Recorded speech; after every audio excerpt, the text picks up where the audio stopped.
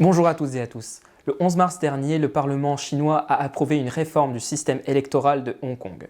Son but consiste à ce que seuls les patriotes gouvernent Hong Kong. Aujourd'hui, Actualis revient sur le système politique de Hong Kong et les impacts de cette réforme sur la démocratie hongkongaise.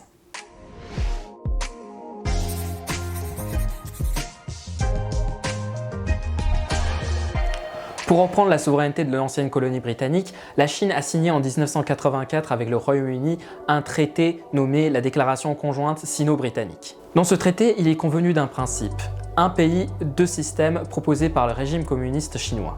Plus précisément, le socialisme de la Chine ne sera pas étendu à Hong Kong et ce dernier conservera son système originel en devenant un territoire chinois hautement autonome gouverné par les Hongkongais. Selon le traité, la Chine est dans l'obligation de respecter ce principe après la rétrocession de Hong Kong en 1997. Elle avait fait des promesses dont l'une était de garantir que les Hongkongais éliraient leurs députés et leurs chefs de l'exécutif au suffrage universel direct en 2017. Le Parlement hongkongais n'est à aucun moment totalement élu par le peuple. Officiellement nommé le Conseil législatif, il est composé de 70 sièges, parmi lesquels seulement 35 sont élus au suffrage universel direct, organisé tous les 4 ans. Les 35 restants sont pourvus au suffrage indirect dans les circonscriptions fonctionnelles. Pour mieux comprendre, changeons de terme, il s'agit de la représentation professionnelle. Les 35 députés sont élus par les représentants des différents groupes socio-professionnels. Le commercial, l'industriel, le médical, l'enseignement, le tourisme, etc. Il n'y a simplement pas de démocratie dans ces circonscriptions fonctionnelles auxquelles les Hongkongais n'ont quasiment pas d'accès. Seul un petit nombre de personnes sont éligibles ou peuvent déposer la candidature. Les Hongkongais l'appellent des Small Circle Elections, qui implique que ces députés s'élisent entre eux au sein de leur petit groupe. Ils occupent les mêmes sièges pendant des années à tour de rôle.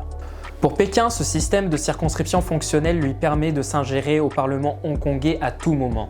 Il n'a qu'à contrôler un petit nombre de députés ou juste quelques chambres de commerce décisives.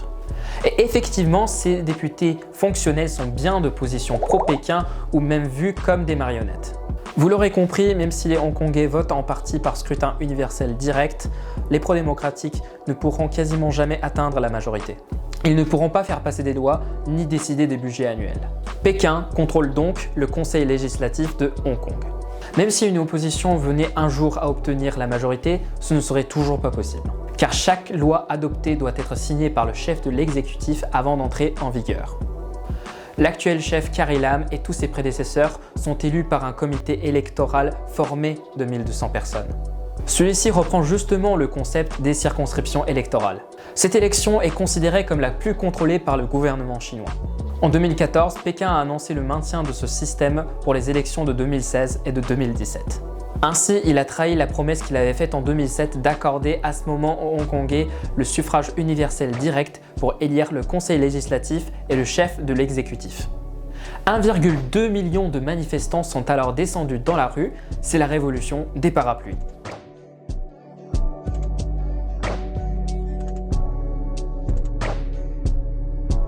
Il y a 3 semaines, Pékin a enfin décidé de réformer le système électoral, mais dans l'autre sens. Concernant la composition du Conseil législatif, l'Assemblée nationale populaire et donc le Parlement chinois a confirmé l'augmentation du nombre de sièges de 70 à 90 en y ajoutant des membres du comité électoral. Selon les sources de la presse internationale, il est très probable que la proportion, voire le nombre des députés élus au suffrage universel direct soit diminué.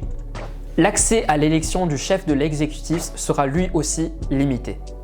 Mais quelle est la nécessité de modifier le système électoral alors que Pékin semble tout contrôler ?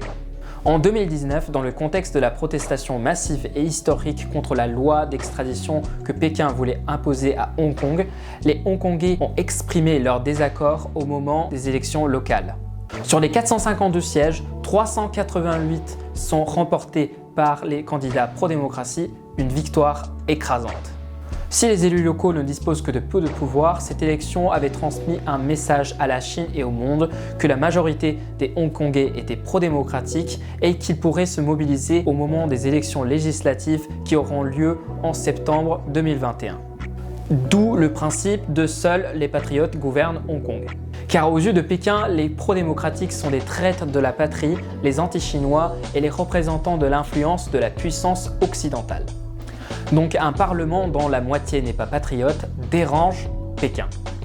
En effet, dans le système actuel, les députés pro-démocratiques, aussi minoritaires et peu décisifs soient-ils, pourraient empêcher d'adopter certains gros projets de loi polémiques et problématiques s'ils obtiennent un tiers des sièges. Cet ultime espoir disparaîtra avec la réforme. Pour cela, Pékin édifiera un comité inféodé qui sera chargé d'examiner si un candidat aux élections est patriote ou non. Aucun candidat ne pourra se présenter sans l'aval de cette instance. La réforme tente de marginaliser les pro-démocratiques du pouvoir et d'étouffer leur participation politique. Techniquement, tout candidat de l'opposition pourrait être refusé au nom de son manque de loyauté. Plus aucune voix de l'opposition ne pourrait être présente dans les débats au sein du Parlement hongkongais. Les répressions chinoises contre la démocratie hongkongaise ne sont pas quelque chose de nouveau, mais ce plan patriote est sans précédent. Certains chercheurs l'interprètent comme une deuxième rétrocession.